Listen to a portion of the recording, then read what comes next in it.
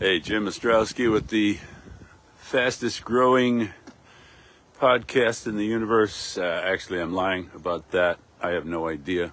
It is fast growing, though. Lots more views. Not anywhere close to respectable, but we're getting there.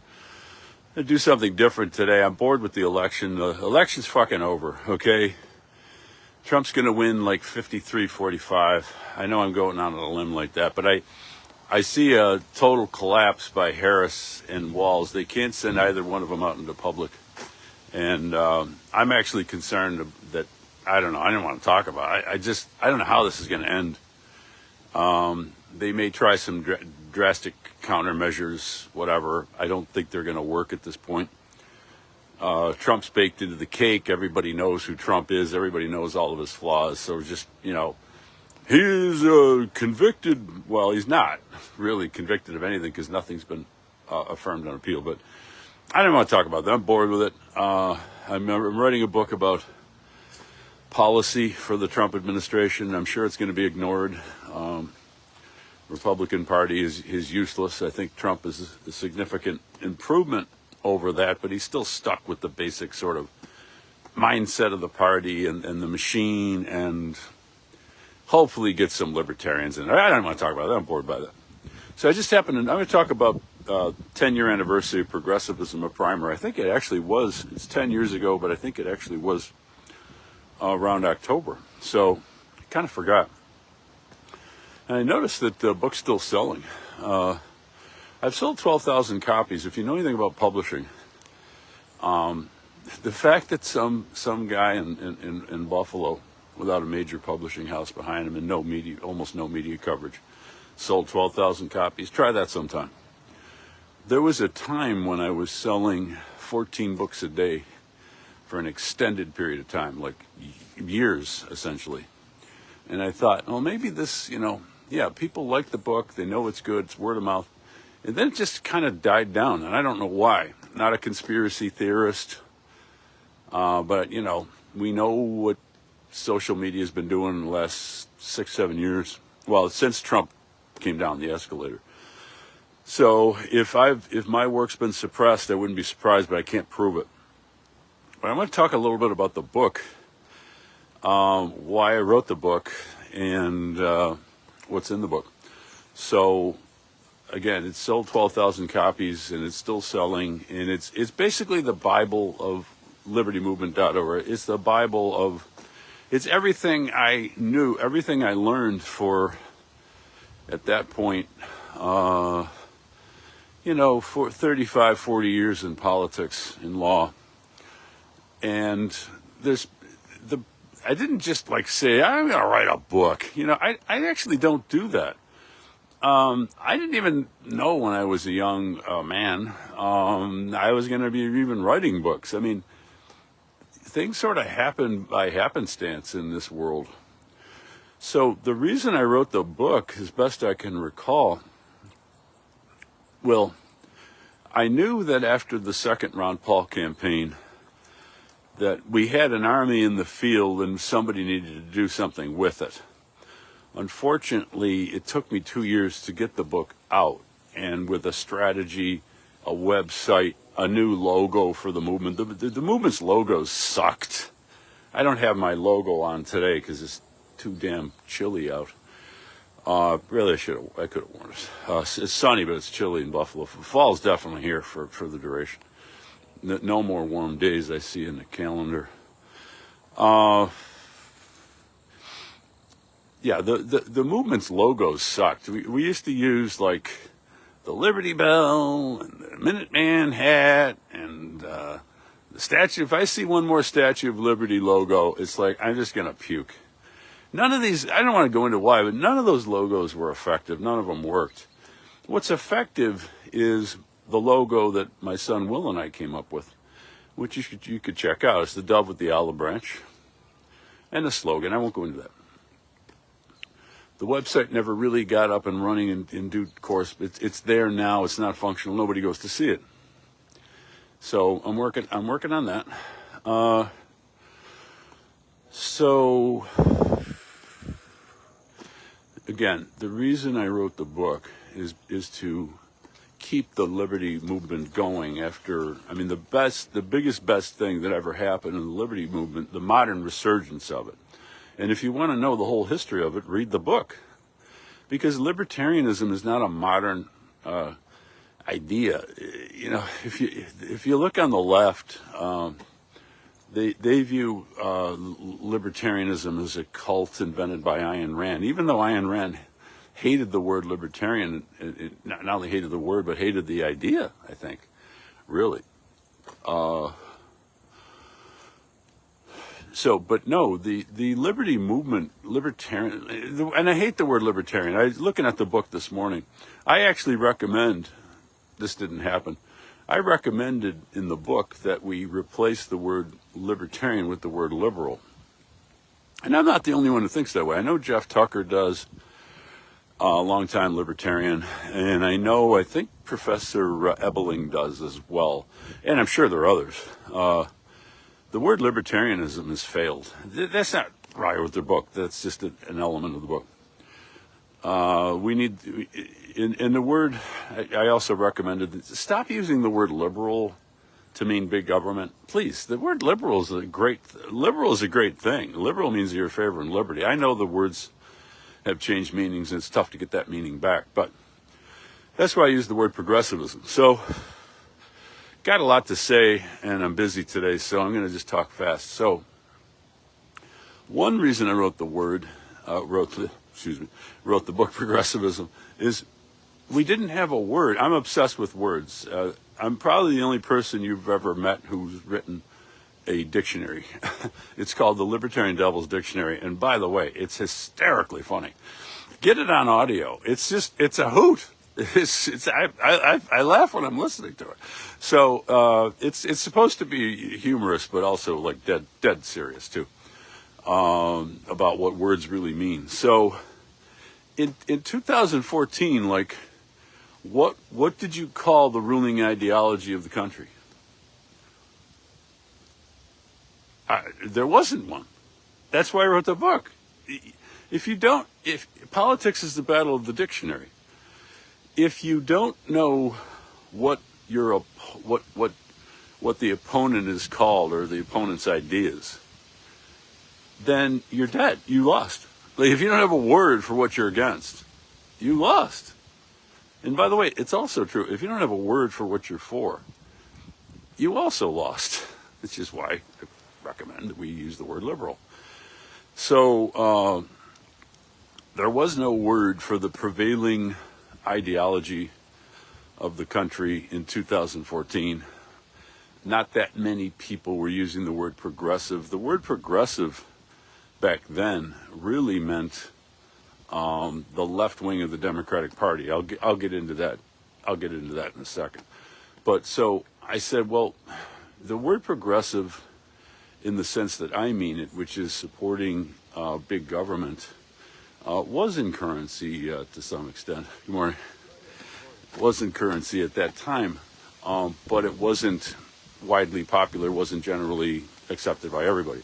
But if you look at the history of the progressive era, the capital P progressive era, Teddy Roosevelt, Woodrow Wilson, and all those people, you learned a little bit about it in school, but you didn't learn like the truth about it.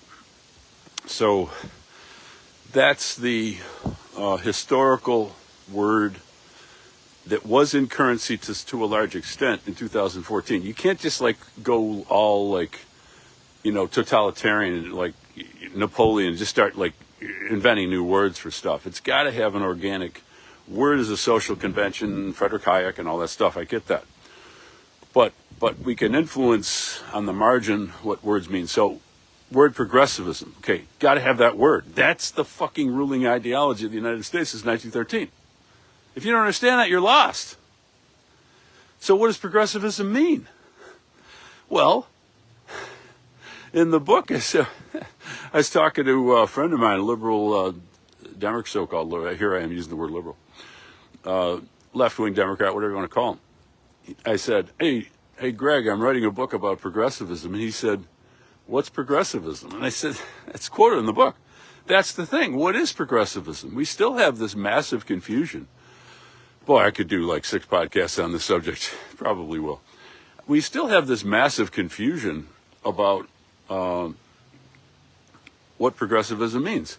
And unfortunately, too often these days, people think, when they use the term progressive, they think left wing. Well, this is a huge problem. Oh my God, I got a superstar watching, a workaholic. He's actually watching the Walking Podcast.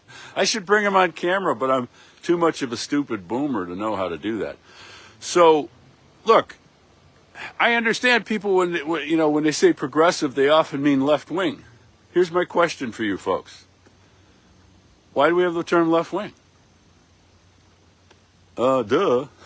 So, stop using progressive. I order everybody. I'm the dictator. I'm the god of the dictionary. I order everybody to stop using progressive, except this is how I mean it. No, I'm seriously.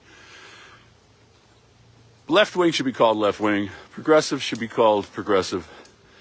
Progressive meaning for big government. So, what does this term mean? Well, it never really been precisely defined. There's some hints of it in Ludwig von Mises' books that nobody reads anymore. But in the book, long story short, I have an 8-part definition of progressivism. 8 parts. Like, that's pretty serious work. Smell marijuana, by the way, speaking of progressivism. So, 8-part definition, I picked it apart. Because if you don't have a word, you're dead. If you don't have a concept for the word, if you don't know what the word means, you're dead. Well, the book solves all of those problems. So what is progressivism, just for the purposes of this podcast? It's a mindset. The key portion, the key element, in my view, of the 8 elements of progressivism is that progressivism is a form of therapy. It's a form of therapy. It's not a rational system of thought. And by the way, I came to this view. Just a little word about methodology. So I'm not one of these guys who's good at tracking down like the history of ideas or the history of how words were used. There's people who are really good at that, and I'm not saying it's not important. It is, but I don't operate that way. So this is the first of a trilogy of the ideas, the 3 mindsets that dominate our politics: progressivism, leftism. Of course, I'm writing a book about leftism. You kind of would have guessed that, right? I'm telling you what the word means. I'm going to write a book about it. Anarchism, which is the belief that there should be states. I'm going to write a trilogy. These are the 3 mindsets that dominate our politics. And the interesting thing about the 2 books are outlined. I need computer time. So if Dwayne wants to give me a grant of $100,000, I'll guarantee all books will be written in the next year and a half. So, but our politics is dominated by these 3 concepts, these 3 mindsets. They're all therapeutic. None of them are rational. In other words, there's no argument. There's no Aristotelian, scientific, empirical case for progressivism. In fact, I blow the case for progressivism out of the water in the book. It's a therapeutic mindset. In other words, this is my point. How do I know it's a therapeutic mindset?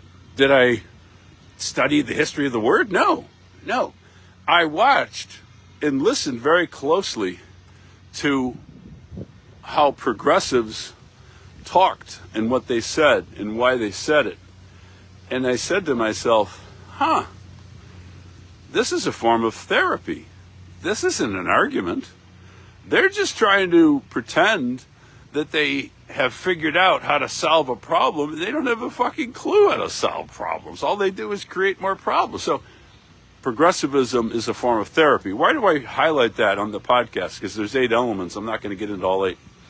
I got a little construction here. I'm going to have to veer off. You never know what's going to happen on the Walking Podcast. The reason why it's important that progressivism, which is the ruling ideology of the country since 1913, income tax, war on drugs, the Fed. You ever hear of the Fed? 1913, 1914. The reason why it's important is the modern libertarian resurgence started around 1969. I got in 79. I've been in it for 45 years. The movement's 55 years old. I pretty much know what happened in the 10 years before I was in it. Libertarians tend to be, quote, scientist types. We like to argue logic and fact, evidence, and so on. But here's the problem. 90% of the country are progressives, including most Republicans. We've been talking to a wall. You're arguing logic to people whose political view is a form of it's a form of psychotherapy, and so we're throwing logic bullets at people, and we don't realize we're interrupting their therapy session. They get all angry. It's like, how do I know that? I watched this happen. I could kill myself for not figuring this shit out when I was in my 20s and 30s. We would have been a lot better off. It took me a while to figure this out. And the reason was I was watching what was happening in front of me and putting little things together and said, I kind of think I know what's going on here. I listened to politicians like Chuck Schumer. I should give him a free dinner because he's kind of what I have in mind when I think of a progressive. Brian Higgins, I owe him a free book, the local politician. I studied these people. I studied people, I hate to say this, because I love the families, and I'm a family guy, not the cartoon. I studied people in my family. I talked to people. We would talk about politics, and they would have a certain reaction. And I'm sorry, family members, but that's my life, and my life is in my book, and you're in my book. I hate to tell you that, folks. It would drive some of my relatives crazy I actually have never actually told certain of my relatives, do you know I wrote a book that sold 12,000 copies based on conversations with you? I feel like I owe them royalties. The point is, the libertarian movement has failed for two reasons. One reason is we've been talking to a fucking wall of emotional self-help psychotherapy. Where's my Pulitzer? That's all I can say. So why the other reason I've talked about the fact that we needed a word for what we're against and a concept. I explained that. It's a form of therapy. I've explained why that is critical to the failure of the liberty movement. The liberty movement has failed completely, and I have some ideas for how to revive that, obviously. I'm not just whistling Dixie here. So the other reason why I'm running out of park space. Get the book. It's my best book. It's the Bible of everything that I have learned from. I've learned from the greats. Rothbard was my fucking teacher. He's not around anymore. His voice has been silenced. I'm channeling Rothbard all the time. All the people I learned from, all the greats throughout history that I never even met, that are cited in the book, and the contemporaries, and Ralph Rako, and he's a close friend of mine who's now deceased, great historian. So why has I'm running out of time, park space. I know this is choppy because it's such a huge topic, and I'm putting it into 20 minutes. The other reason why the liberty movement has failed is because politics is rigged. So at the end of the book, chapter 10, what are we going to do about it? I just looked at it this morning because it's been a while. Most of actually all 10 of the ideas I talk about are direct action. I don't recommend any political action at all. So that's why the book is important. It's evergreen. It's timeless. Nothing's changed. I'll just close on the point that everything that's happened in the last 10 years has proven that I'm right. Government's gotten bigger. Government's gotten more powerful. And if the lockdown, one of the things I said in the book is that progressivism is an ideology that has no limiting principle. So it's always moving in the direction of totalitarianism. Well, guess what, folks? The fucking lockdown proved Ostrowski was right again. So check out the book. It's great. We'll get to 1 million copies. We're at 1% of that. My goal is to sell 1 million and change the country. I'm not giving up because there's no book like it. There was no book like it before us. I wouldn't have written it. And nobody's written one since like it. There's only one Progressivism, a primer on the idea of destroying America. that predicted the Ferguson riots, by the way, predicted them, and predicted the last 10 years, basically, roughly speaking, especially the lockdown. So check it out. Got to get to work.